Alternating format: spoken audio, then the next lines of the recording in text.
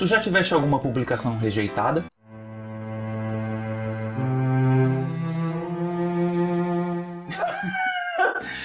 Já. Ser rejeitado não dói, mas não é o pior. O pior é que é assim, quando é depois de 6 meses. Um colega meu falou que essa vida de mandar trabalhos e serem rejeitados é a vida do acadêmico. Aí ele fala, o meu modus operandi é escreve, submete, é rejeitado, ele volta, escreve de novo, submete, é rejeitado. E aí passa assim 1 ano, 2, até você... Acabou o triênio da avaliação do seu artigo. Eu acho que pior do que ser rejeitado é quando as pessoas não dão nem o devido valor ao que você produziu. Já aconteceu, por exemplo, de eu escrever e a pessoa responder falando assim, este assunto não nos interessa. Ah, sim. E o que é que faz, né? Procura uma outra revista. E tenta de novo. De novo. Eu sou André Lopes, professor e arquiteto. Eu sou Cláudia Salles, professora e arquiteta. E esse aqui é o Fator de Impacto. O seu canal da vida acadêmica. Alô, som. Alô, som. Alô, som.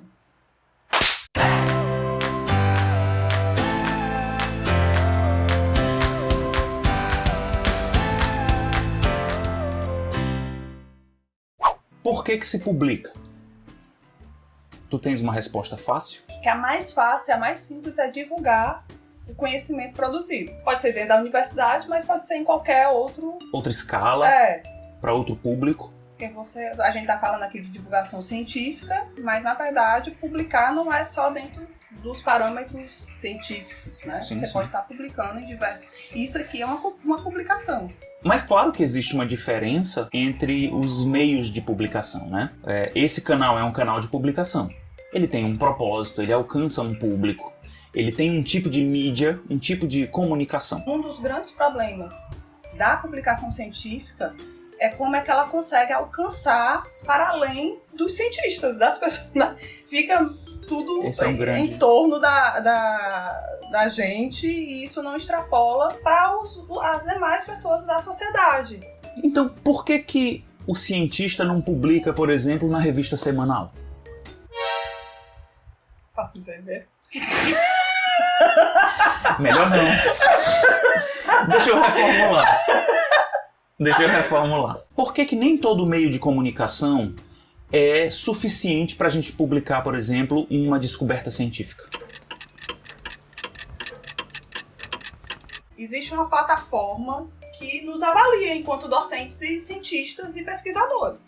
Sim. Que é a plataforma Sucupira. E a plataforma, ela hierarquiza se eu publico em tal plataforma ou em outra. A revista científica ela é uma revista voltada para pesquisadores e cientistas.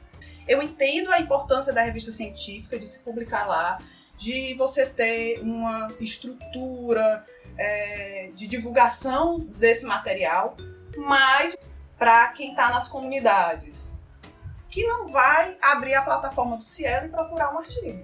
Isso não chega na outra ponta. E não chega para uma questão de linguagem.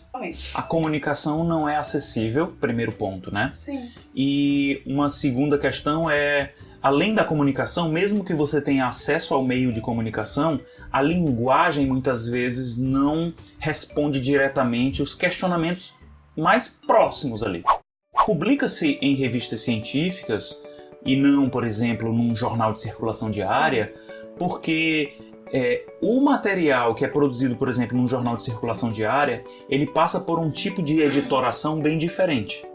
Então, se você escreve um artigo científico, para que ele tenha validade, digamos assim, dentro do meio científico, ele vai ter que passar pelo crivo de outros cientistas. Exatamente. E eu acho que isso é um ponto crucial e um dificultador, muitas vezes, dessa disseminação mais capilarizada e que alcança mais pessoas, né, da produção científica. Mas uma coisa não invalida a outra. Não. O rigor científico garante a veracidade, né? Então você está sempre falando, mas tendo como base pessoas que vieram antes de você e que pesquisaram a respeito. Então você tem um suporte de teóricos para estar levando adiante o conhecimento, né? Avançando na construção desse conhecimento. E você tem os pares dentro do campo que vão dizer se aquilo é aceito ou não. Se é válido muitas vezes, porque saber. apesar de a gente estar sempre buscando a comunidade científica, muitas vezes circunda um tema e a partir dali vai se construindo o conhecimento. E esse esforço ele é muito custoso. E o que não acontece nas outras revistas. Não acontece. Principalmente em tempos de pós-verdade. Então, existem as revistas científicas, mas existem outros meios de comunicação, como, por exemplo, os congressos, os workshops, congresso de medicina, congresso de direito, congresso de arquitetura, congresso de biologia. Publicações próprias. Eu estava na organização do EDIC, na secretaria do evento, enorme na área da educação, de 3.000 pessoas. É um evento caro.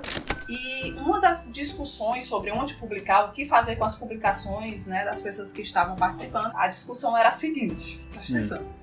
Não vamos fazer anais de eventos, porque anais não vale nada. Só para deixar claro, todo congresso produz um documento de resumo ou de compilação das publicações que ocorreram no congresso, como um livro. Mas ele não conta como livro. O que é que a organização achou por bem? Transformar todos os artigos em e-book, que são maneiras de você driblar a plataforma. E quando você vai para o seu Lattes, você botava aquele artigo que você mandou para o EDIC como capítulo de livro, não como anais de evento. Publicação em anais não conta dentro da plataforma Sucupira, mas capítulo de livro pontua. Isso gera até uma procura maior pelo evento, torna o evento mais valioso. Isso é uma forma, na verdade, de valorizar a produção científica. Você gastou tempo fazendo aquela publicação. Você pagou o evento, você cedeu esse material que você produziu para o evento. Uma vez eu participei de um evento em que mandava-se os artigos, eles avaliavam, e aí ao invés deles publicarem, não fizeram publicação, eles falaram que iam colocar um link no site. Aí eu... Qual é o propósito? O link no site eu boto no meu ali, né? Tenho sempre brigas com algumas pessoas assim, eu tenho um texto, eu sei que o texto é fantástico. Eu disse, guarda pra uma revista. Eu mandei pro evento. Vou mentir. Eu fico...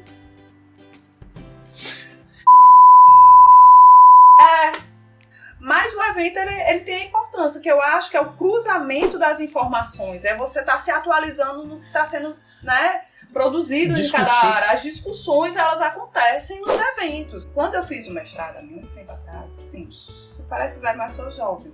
Não sou. Não somos. O tanto de evento que eu participei durante o mestrado era, assim, absurdo.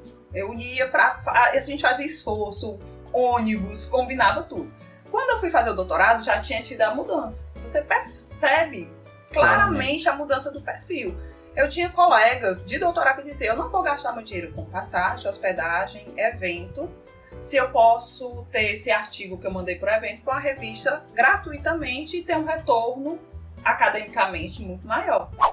Você desenvolve uma pesquisa longa, essa pesquisa tem vários subprodutos, esses subprodutos vão sendo publicados em congresso, para poder você discutir com seus pares, pessoas criticarem seu trabalho, você recebe um feedback do que você já escreveu, intermediário de maneira muito mais rápida, porque um congresso é muito mais rápido. Sim. E isso passa a ser um produto melhor, que vai compor, junto com os próximos objetivos que você desenvolver, uma publicação de maior peso. Você ainda não publicou um artigo numa revista científica, só para você ter uma noção.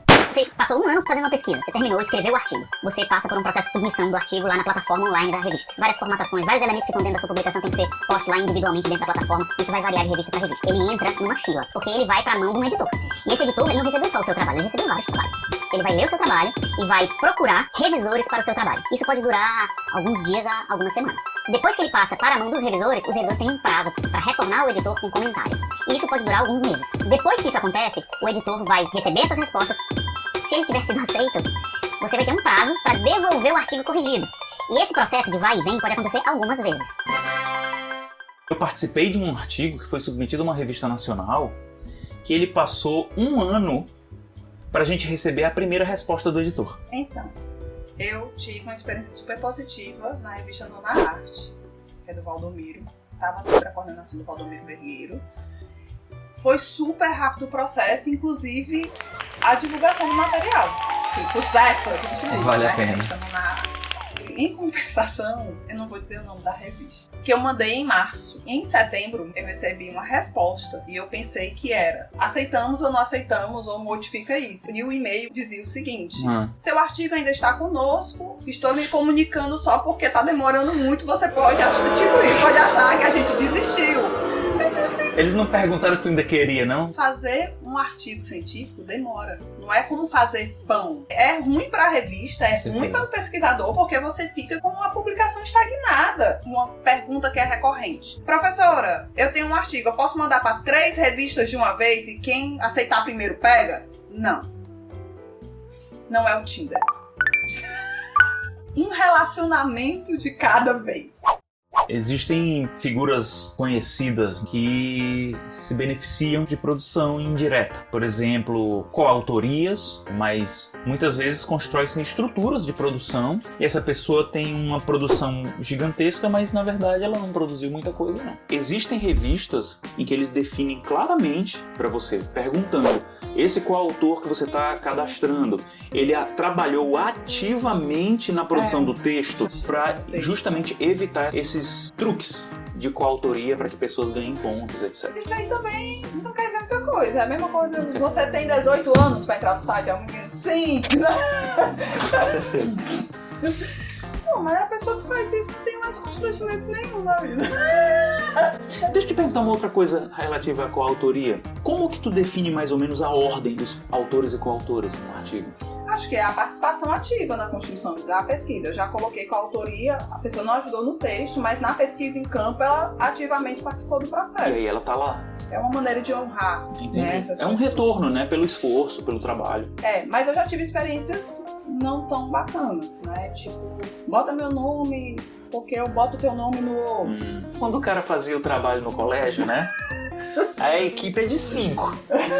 Aí o nome das 5 pessoas vai aparecer no trabalho. Fulaninho, você faz a capa. Beltrano, você imprime. Aí tem 1 ou 2 que fazem o trabalho mesmo. Escrevem, e eu sempre vou ler aquilo. Para quem não conhece a estrutura das revistas aqui no Brasil, nós temos uma plataforma, né, que faz a catalogação dessas revistas, chamada Web Quality. Então nos perguntam, como é que eu acho a revista, como é que faz? Você entra na Web Quality, você bota lá o endereço e lá vai ter uns campos que você vai fazer o filtro. O triênio de avaliação. O triênio, a área do conhecimento, a avaliação que eu quero da revista. O extrato. E para quem não conhece, as revistas elas têm uma avaliação e ela pontua desde a A1 e ela vai descendo A1, A2, B1, B2, B3, B4, C. Recentemente passou por uma alteraçãozinha, mas eu perdi a ideia que eu ia falar. Isso vai ficar fantástico. Corta. Agora é A1, A2, A3, A4, B1, B2, B3, B4. Tá mais atualizado que eu. E C. Ou seja, ele entra num extrato A. Esse extrato ele é o extrato que vale para aquela revista. Para qualquer área. Para qualquer área. Faz sentido isso pra ti? Eu achava muito complicado trabalhar avaliações segregadas por área de conhecimento, porque isso, de certo modo, cada área tinha que estar dentro do seu quadrado. E isso impedia, por exemplo, trabalhos multi- ou transdisciplinares. Agora não. As revistas elas têm os extratos que representam a importância delas dentro da área de conhecimento delas. E elas valem aquela nota para qualquer pessoa que publique lá. O Web Quality se baseia também no que a gente chama de fator de impacto, válido para publicações internacionais. Ele não usa letras, ele tem uma nota. Se você quer saber o fator de impacto da revista hoje, você tem que pegar 2 anos para trás, o tanto de vezes que aquela revista foi citada e dividir pelo tanto de artigos que ela produziu nesses 2 anos. Que é como se fosse uma média de citações por artigo. Que seria o fator de impacto da revista.